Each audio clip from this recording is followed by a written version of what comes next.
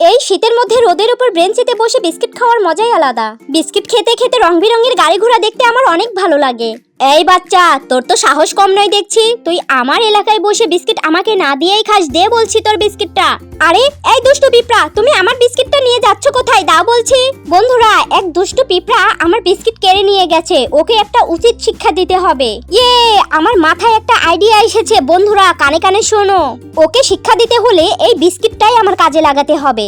এই দুর্বল হওয়ার মেডিসিনটা বিস্কিটের সাথে মিশিয়ে আমি একটা ব্রেঞ্চের উপর রেখে চলো বন্ধুরা গাছের আড়ালে লুকিয়ে পড়ি। ওয়াও, এতগুলা বিস্কুট! আমি মজা করে সব বিস্কুট খেয়ে নেই। হায় আল্লাহ, আমার মাথাটা ঘুরাচ্ছে কেন? হা হা হা, দুষ্টু পিঁপড়া ঠিক হয়েছে, এবার বোঝো ঠেলা। একি, এই বিস্কিটগুলো খাওয়ার পর তো আমি একদম দুর্বল হয়ে পড়েছি। কে আছো? আমাকে বাঁচাও। কি দুষ্টু পিঁপড়া, দেখলে তো এই টমের কেরামতি। আর এরকম বিস্কুট কেড়ে নিয়ে খাবে বলো?